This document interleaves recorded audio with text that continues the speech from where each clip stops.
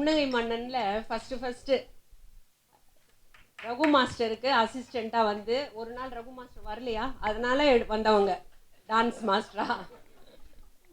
அதுக்கப்புறம் எவ்வளோ பெரிய வளர்ச்சி இன்றைக்கி வந்து தொலைக்காட்சி நிகழ்ச்சினால உலகம் ஃபுல்லாக பாப்புலரான கலா.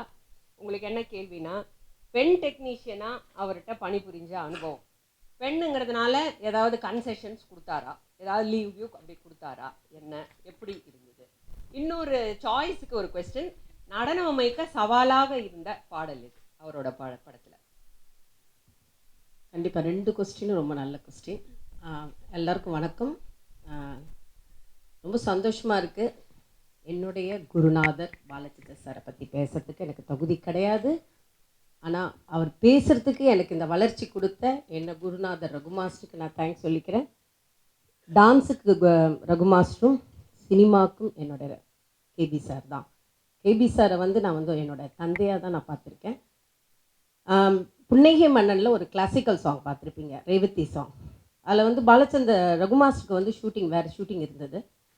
பாலச்சந்தர் சார்கிட்ட சொன்னார், இந்த மாதிரி சார் நான் கம்போஸ் பண்ணி கொடுத்து அனுப்பிச்சிட்றேன், குற்றாலத்தில் சாங் இருக்குன்னு.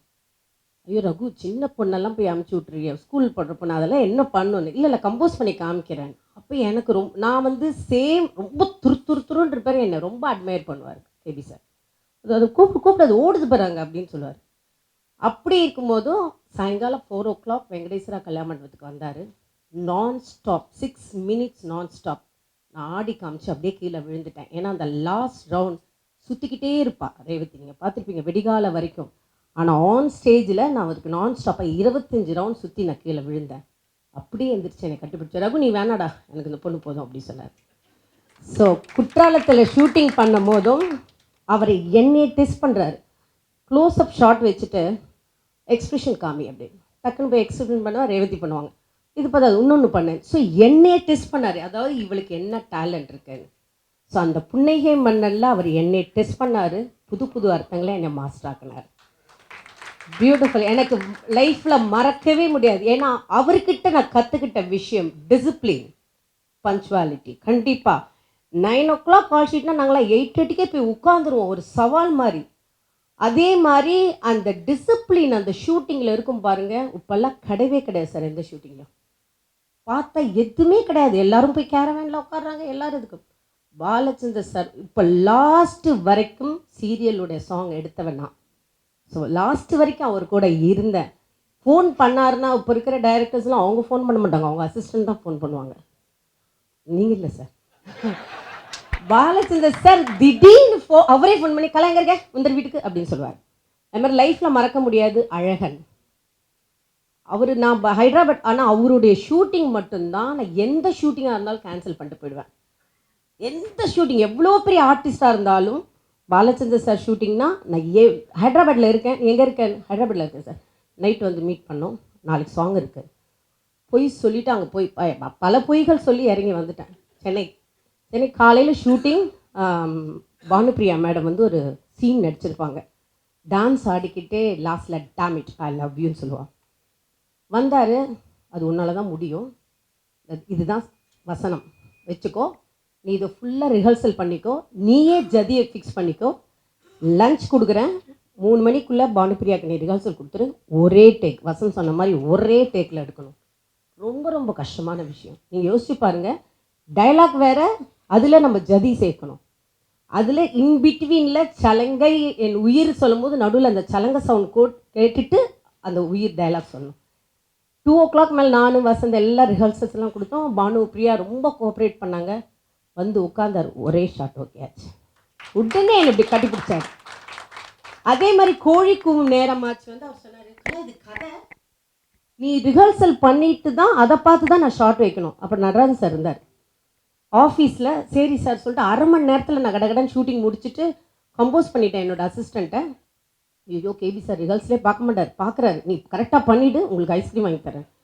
நடராஜன் சார், கேபி சார் எல்லாம் இருக்காங்க. அந்த சாங் தெரியும் உங்களுக்கு, அது கோழி கூவும் நேரம் ஆச்சு தள்ளி போமாமா. அது ஒரே பல்லவி, ஒரே ஒரு சரணம் தான், அந்த பல்லவி ரிப்பீட் ஆகும். அந்த கதை லாஸ்ட்டில் ஒரு பிட்டு முட்டியில் ஆடி வந்து அப்படியே அழுவா அப்படியே ஸ்டேஜில் நின்றுட்டு.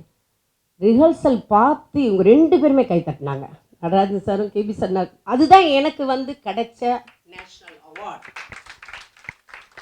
அவார்ட் சொல்கிறது பெரிய ஹீரோவோட நடிக்கிறது, ஒர்க் பண்ணுறதோ ஒரு பெரிய ஹீரோயினோட ஒர்க் பண்ணுறதோ கிடையாது. பெரிய டெக்னீஷியனோட ஒர்க் பண்ணுறோம் பார்த்தீங்களா, அதுதான் ஒர்க்கர். அதே மாதிரி பாலச்சந்திரன் சார் பற்றி சொல்லிட்டு போயிட்டே இருக்கலாம். அஞ்சலி படம் ஷூட்டிங் பண்ணிட்டு இருக்கும்போதும் நான் பண்ணிட்டு இருக்கும்போதும் இந்த படம் உன்னை கொஞ்சம் கேரக்டர் வச்சுருக்கேன். ஏன்னா எப்போ பார்த்தா நான் கேமரா கீழே அந்த பேட்டரியில் தான் உட்காருவேன்.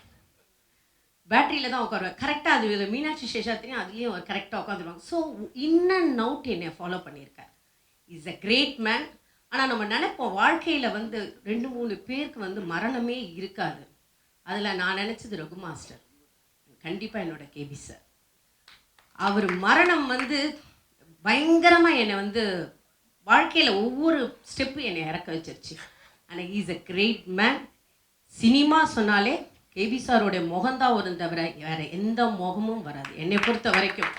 ஏன்னா அவர்கிட்ட கற்றுக்கிட்ட விஷயம் எல்லாரும் இப்போ இருக்கிற யங்ஸ்டர்ஸ் டைரக்டர்ஸ் எல்லாருமே மாதத்துக்கு ஒரு வாட்டி கண்டிப்பாக கேபி சாரோடைய படத்தை பார்க்கணும்.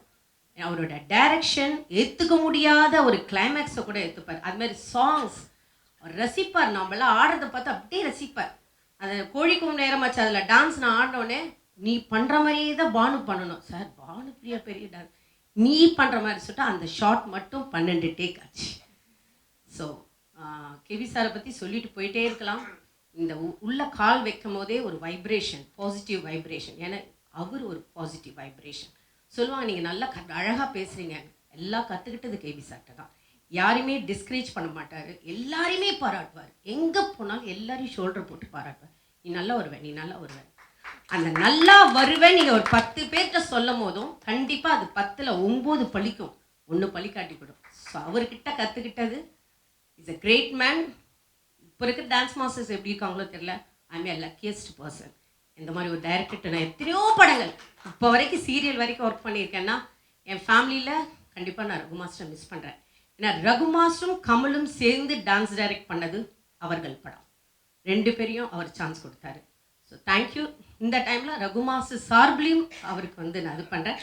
ஃபவுண்டேஷனில் நானும் ஒருத்திங்க, நீங்கள் என்னை மறந்துடாதீங்க. ஏன்னா அவருக்காக சேவை செய்ய நான் லாஸ்ட் வரைக்கும் நான் இருப்பேன் கண்டிப்பாக. Okay, thank you so much.